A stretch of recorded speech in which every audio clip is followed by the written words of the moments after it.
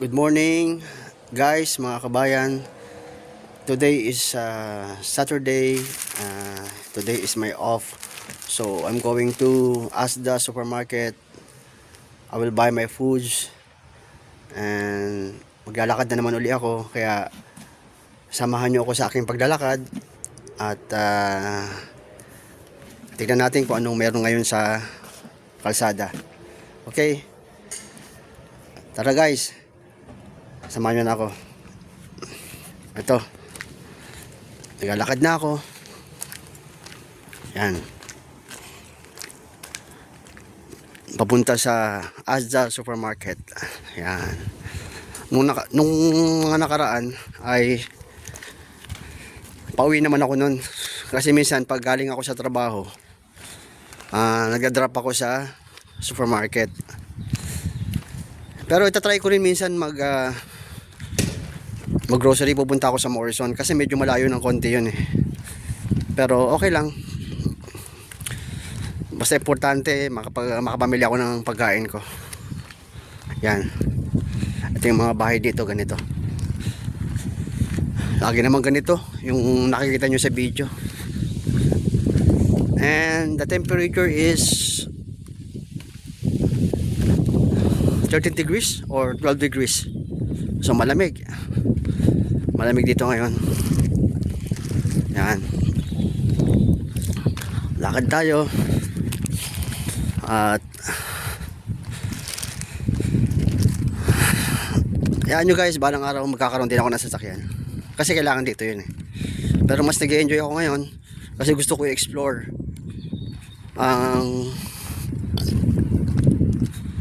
ang paglalakbay ko papunta sa supermarket. Kaya ganon. May mga time din nga na gusto ko pag pumasok ako sa trabaho, pag pauwi gusto ko rin maglakad. Gusto ko rin gawin yun. Exercise yun. Karamihan nga sa mga European people dito mas nag-enjoy pa nga sila maglakad. At maniniwala ka ba? At maniniwala pala kayo na may mga kasama rin akong British na kasama ko sa trabaho. Maintenance din sila. Pero ang totoo, naglalakad lang pauwi, sumasakay ng bus. Pero kung tutuusin, meron sila, kaya naman nila bumili ng sasakyan. Ano na siya?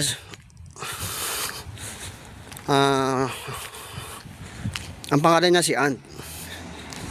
60 years old na, pero napakalakas. Kagaya nga na sinabi ko ganito nga rito na yung mga British dito na matatanda na, ano sila,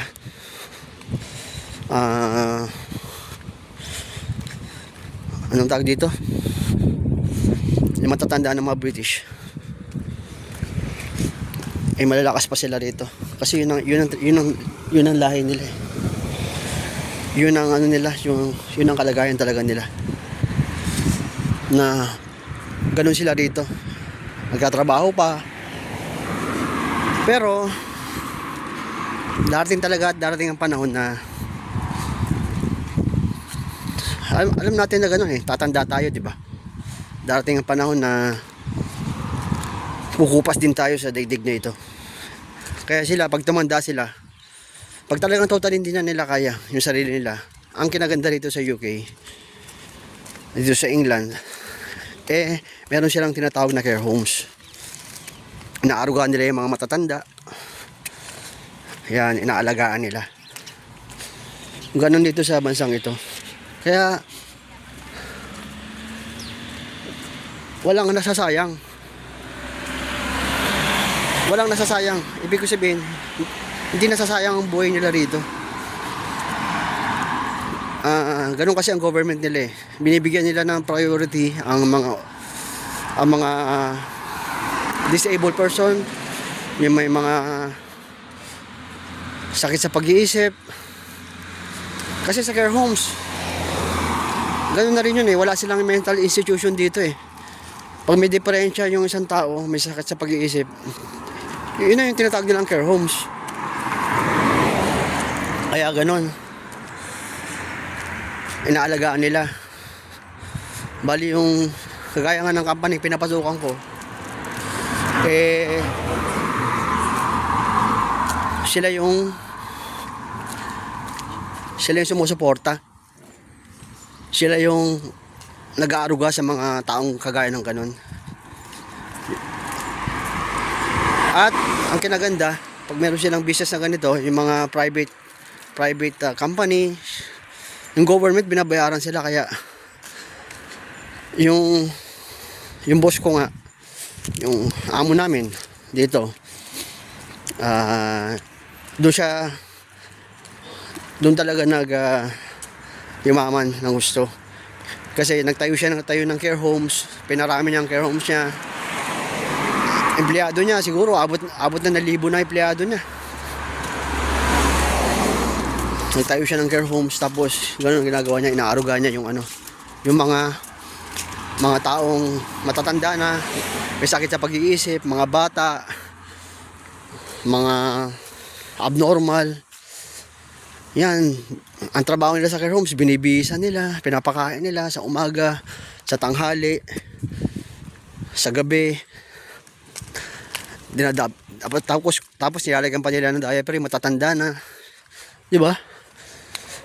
Napakaganda. Kaya ganun.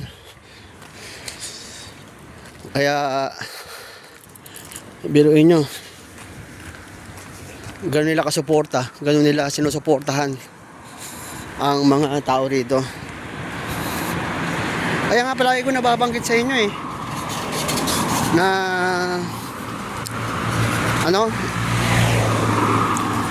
umiwalay sila sa URES. Umiwalay ang UK sa URES. Kasi nga gusto nila yung bansa nila, sarili lang nila. Walang makikialam sa kanila. Kasi kaya nga nila napakayaman ng UK. Kaya umiwalay sila Ayaw nilang pinapakialaman sila, ayaw nila ng ganun. Kaya naman eto,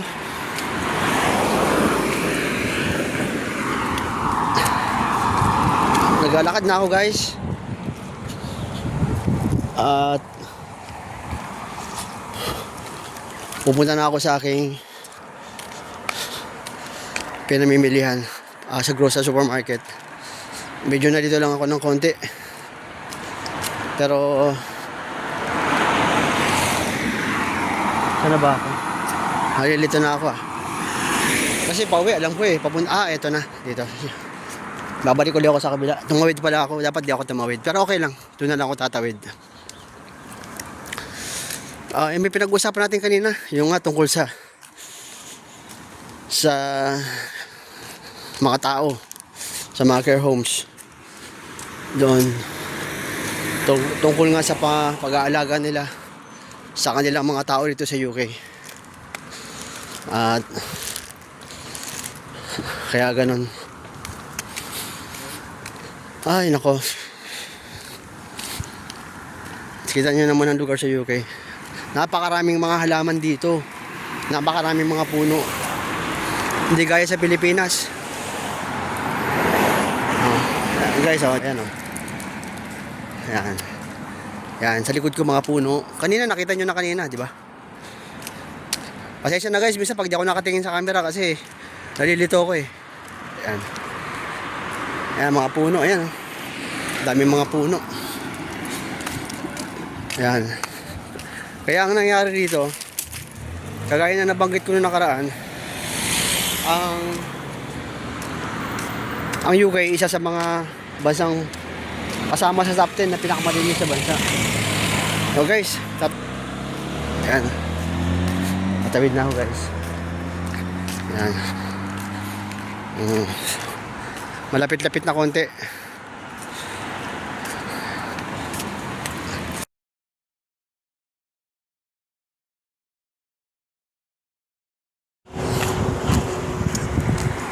Guys, na-stop ako kanina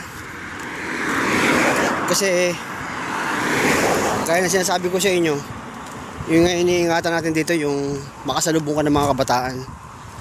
Kasi karamihan ng mga kabataan dito sa UK, lalo na yung mga, hindi ko na babanggitin kasi baka madali pa ako eh. Sila yung mga salbahe rito. Pero kasi nagbibideo ko, ayaw nila ng ganun. Yung nga iniiwasan ko rin. Kaya kailangan pag nagbibideo ka, dapat pag may dumaan ng mga British, stop mo agad yung video. Kasi nang nagbibideo ako, biglang dumaan yung bike. Sabi nung bata, no video, no video. Pinatay ko agad. Kasi mayroon makapagtalo sa kanila. Kagaya na sinasabi ko sa inyo, sinusuportahan nga sila ng sinusuportahan sila ng government nila. Na kahit na sila ang tama, pag nakasagutan mo sila at kinalawan mo sila, lalabas ikaw ang mali, yari ka doon. Kasi hindi ko na babanggitin meron akong kasama rito na nagbabike siya. Pagkatapos habang nagbabike siya, may nasalubong siyang mga kabataan. Tapos yung kasama ko sa trabaho ngayon, siguro yung mga kabataan kasi, sabi ko nga sa inyo, mga salbahe sila rito.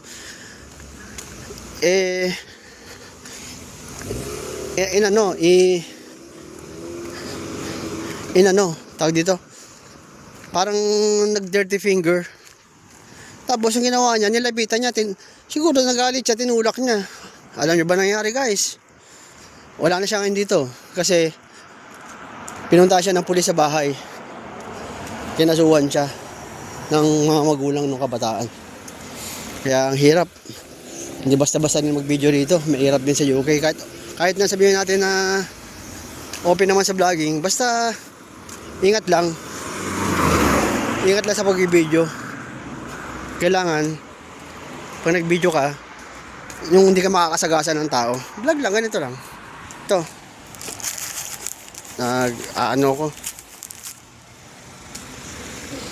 Ito, naglalakad ako. Sinisimplihan ko lang, guys, kasi mahirap na. Baka sabihin na naman nila, may masalubong na naman ako. Hindi kasi lahat ng tao pumapabor o sumasang-ayon sa'yo. Diba? Kaya ito, malapit na ako, guys. Yan. Malapit na. Napunta na ako doon sa supermarket, Asda. Pero pag isa loob na ako ng supermarket, hindi ko na mabibidyohan yan. Ayan. Ayan. Budol yung nakakamali ako ng pindot. Kaya, guys, ito na. Malapit na ako sa supermarket. Bili lang ako ng ng ulam ko. Na pang-akin lang naman yung lalo na may edad na tayo. Siyempre, ingat na rin sa kalusugan. Ano na, sa kanin. Mga Pilipino matatakaw sa kanin kaya may diabetic, may mataas ang blood sugar eh. Malakas ako sa kanin eh. Kaya ganun. Kaya medyo kayo na, guys, talaga kinabahan ako dun sa estudyante na yun. Ngayon popost ko muna kasi may masasalubong ako.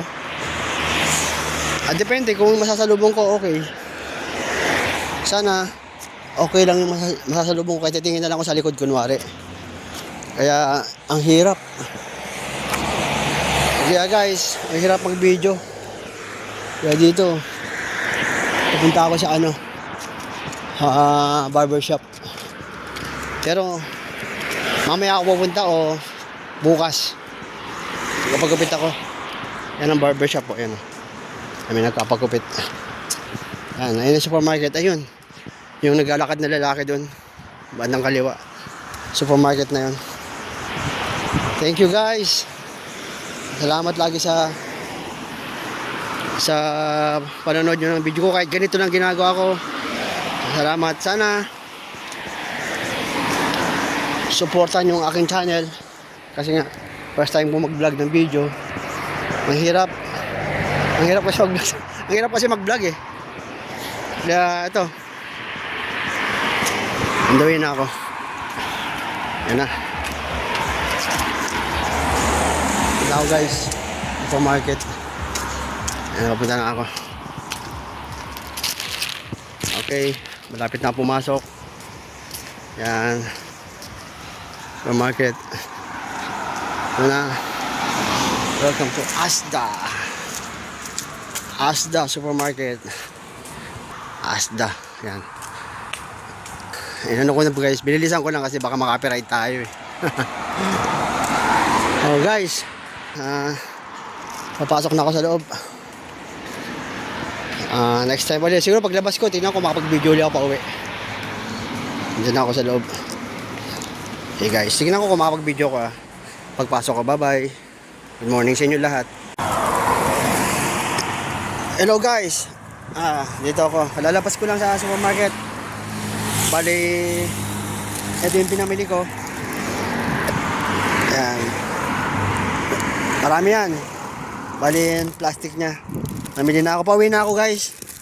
Kaya tara, samahan nyo ako ulit maglakbay. Ayan. Maglakbay na ako guys. Pauwi na ako. At sa awa ng Diyos, nakabili na naman ako ng pagkain ko. May pagkain na naman ako sa isang linggo. Sumusobra pa rin naman yan minsan. May mga sobra kaya binabudget ko lang yung yung pera ko kasi pag bili ka ng bili rito kahit meron kang pera, baka di mo makontrol ang sarili mo, mauubos ang pera mo kahit marami kang pera. Ibig sabihin, kailangan budgeted lang. Kaya ito na, galakbay na ako guys. Bali, tatawid na ako ng kalsada. Tawid na ako ng kalsada uli.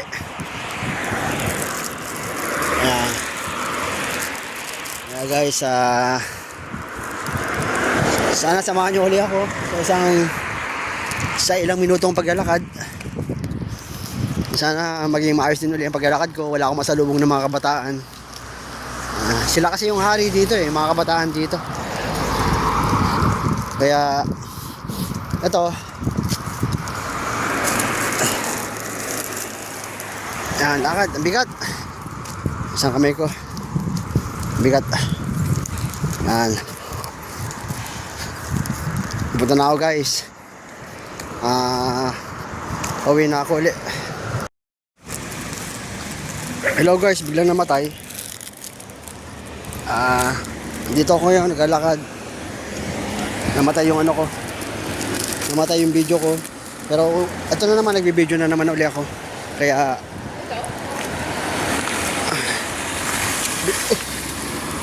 bigla akong muntik na ako dun Ganun talaga mag-drive yung mga British, walang pakialam eh. Pero buti hindi ako nabangga. Bigla ako nasagi yung kanina nung nakita niyo yung kotseng pula. Pininahan ako, matandang babae na gumamaneho. Kaya kailangan ingat sa paglalakad.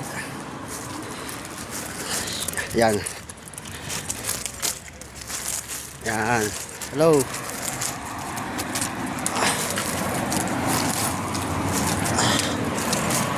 Yan.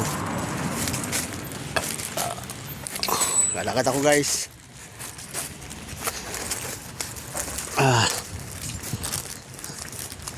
Ay, salamat. May daanan ata dito, tabid kaya ako sa kabila. Parang may daanan dito eh. Hindi ko nakita kanina. Parang may daan. Bigat. Sana may lagusan dito. Baka wala daw makalabas dito Pumasok ako sa loob guys kasi sa kalsada ako dumadaan kanina. Yan. Dito ako sa may halaman. Nilabasan kaya rito? Hindi ko alam guys kung may labasan, diretso ako. Yan. Yan. Ay, meron pala. May daanan pala rito. Yan.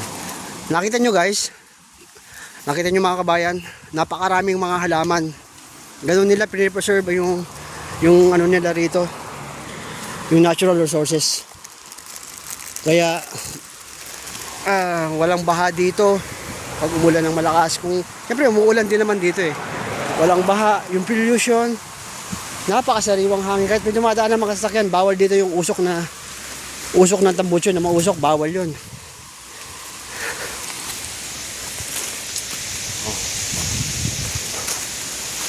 Kaya yan, simoy ng hangin, napakaganda.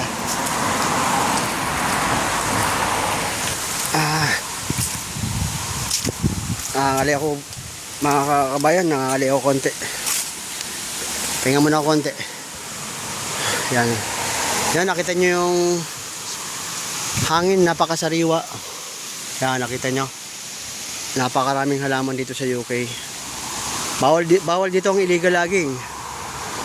Walang illegal logging dito. Yan.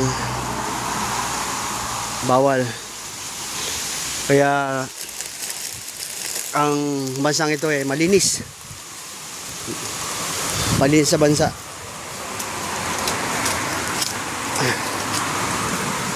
Yan, naglalakad na ako. At mga ilang minutes pa kasi ang paglalakad kasi nasa ano rin. Guys, mga 20 minutes din eh. Siguro, pabalik na ako. Makarating ako rin siguro mga 11:30. Maaga pa naman. Wala pa tanghalian yun. Kain ako ng pagkain. Hindi ko alam kung anong kakainin ko yung tanghali. Yan. Pahinga muna ako konti guys. Nangalay kamay ko. Kasi ginagamit ko ang pag-video yung ano yung kanang kamay ko, yung kaliwang pambuhat. Kaya eto, may stop ako guys. Lakad ulit ako ha. Yan.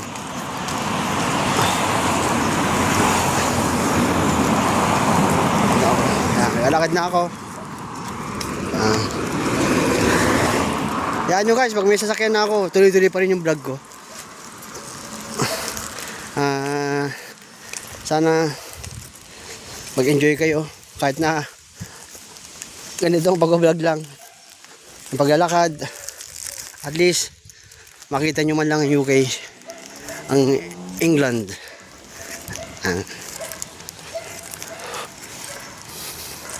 Minsan pupunta ako sa London. Punta ako doon sa London, doon ako mag-vlog. Lapit lang naman. Kung may sasakyan ka, malapit lang. Yan.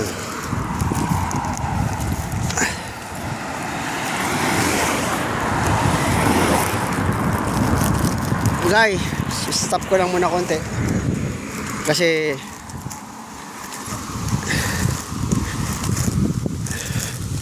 yung anak ko nag-message.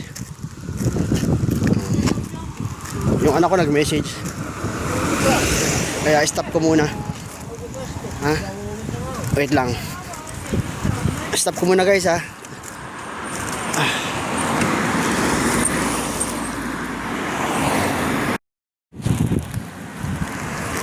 Hi guys, dito uli ako. Tinatawagan ko yung anak ko hindi naman sumasagot. Kasi nag-message siya sa akin, naka-break time siya, nasa Pilipinas. Syempre, lagi naman natin kasi alam naman natin na pag nasa ibang bansa tayo, lagi natin nakakausap yung family natin. Syempre, kaya nga tayo nagpunta sa ibang bansa para sa mga anak natin, sa mga apo natin. Yan.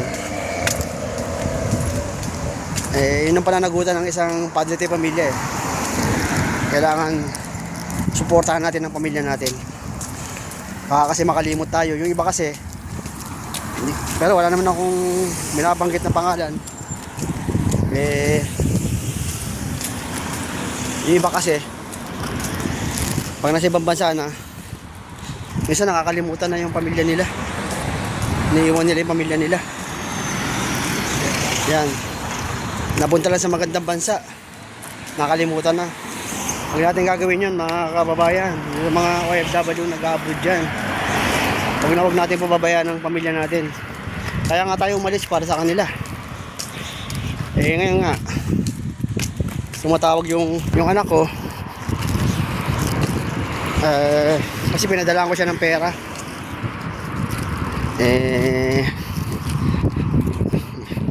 Kailangan niya ng pera. Kahit may asawa na siya, may apo na ako, pero medyo kinapos ata siya sa kanyang budget. Kaya tinulungan ko. Ganyan naman tayo. Pagdating sa pamilya natin. Kaya guys, mga kabayan, lagi natin tatandaan, iisa lang buhay natin. Darating at darating na magpapahinga din tayo. Pero habang malakas pa tayo, kailangan gawin natin yung nararapat bilang isang magulang para sa mga anak natin, sa mga apo natin. Huwag nating iisipin na meron ako ng mga anak kasama nung nasa Papua New Guinea ako noon. Grabe, di bali na mapabayaan yung pamilya, basta yung sarili niyang kaligayahan sarili niyang kaligayahan makamit niya.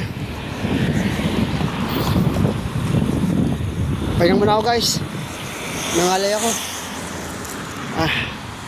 Yan guys, lapit-lapit na naman ako nangalay ako.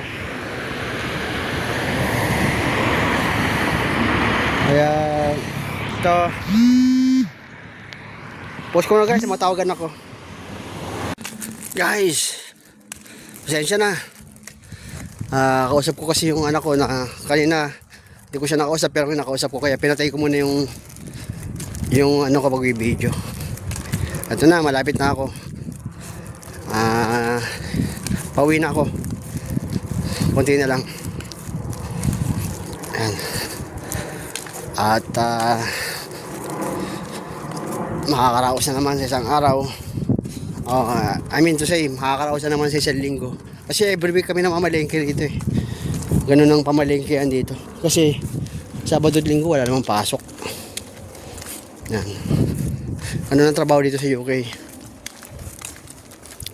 Lalo na yung mga ano rito. Alam mo na, mga Briton.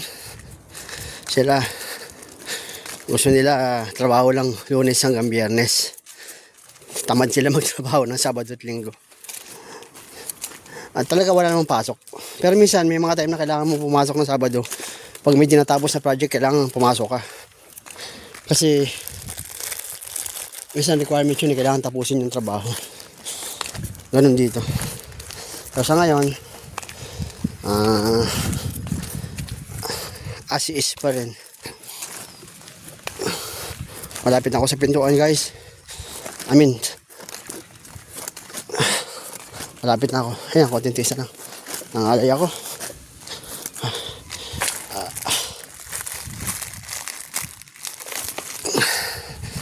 Ito na guys.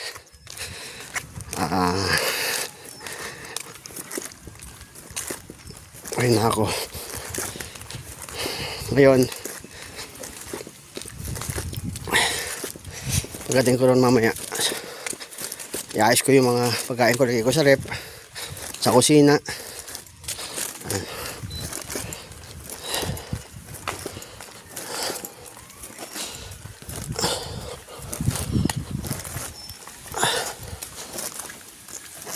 Yan. Ito na. Ito na ulit tayo sa bahay. Ito na. Dito na ako guys.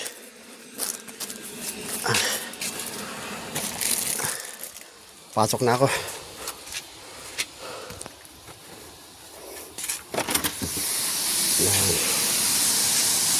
Kasi dito na ako.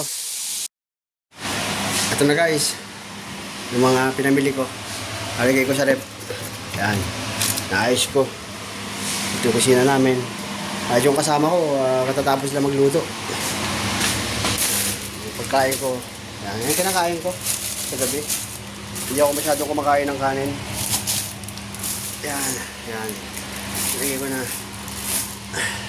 Tapos, yung gatas ko, to Carnation, evaporated milk. Yan. Kasi mahilig ako sa gatas. Nagagawa ko ng tsaa. Yung egg, ito. Yung egg ko, yan. Naiga ko yan. Ito. Yung chicken, taka yung tsaa. Green tea. Yan. Yung manok.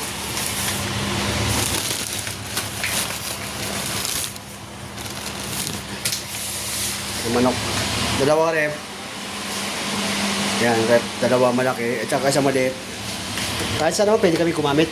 Pero dito na ako gumagamit kasi sayang walang gumagamit eh. Kaya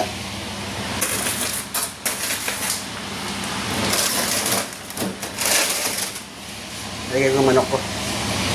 Yan. Paano yun guys? Pinakita ko lang uli yung rep. Tanghalian na pala, baka kakain na rin ako. Di ko alam anong kakainin ko. Nagsaing ako ng kanin. Ayan.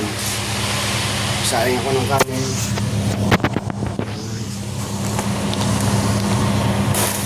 Nagsaing ako ng kanin guys.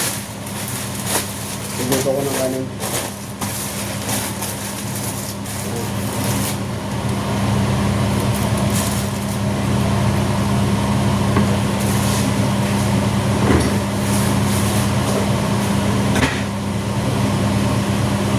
Okay.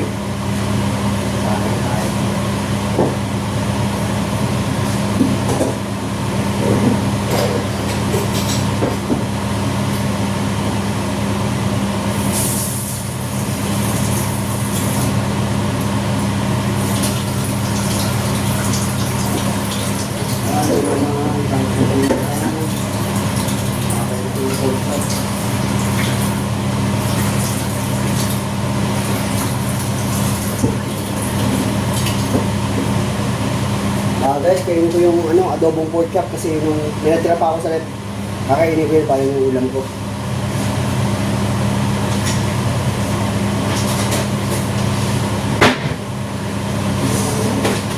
Okay.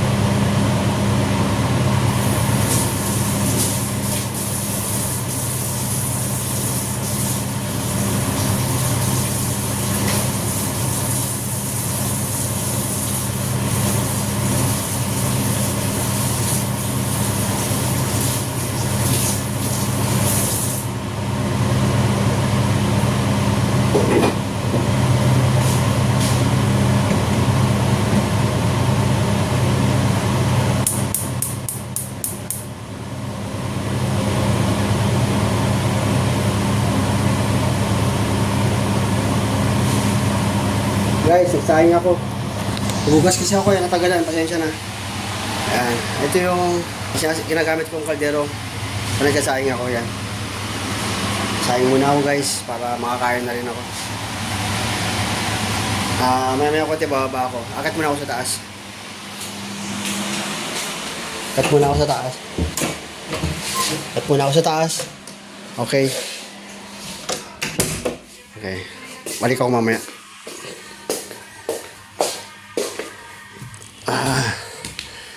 Akat muna.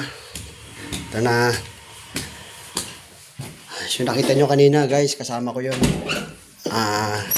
Yung nakaupong kumakain. Kasama ko yun. Paano yan guys? Andito na ako sa kwarto ko. Hanggang dito na lang. Salamat sa pagtsatsagaan nyo panoorin yung vlog ko. Sana sa mga susunod na vlog, makagawa naman ako ng medyo okay na vlog. Pero kung nagugustuhan nyo yung pag lalakbay ko araw-araw, edi mabuti naman. At sa susunod din mga guys, mga kabayan, from United Kingdom, England. Ako po si Robert. Muli po nagpapasalamat ng maraming sa inyo. Sige, bye. Hanggang dito na lang ulit.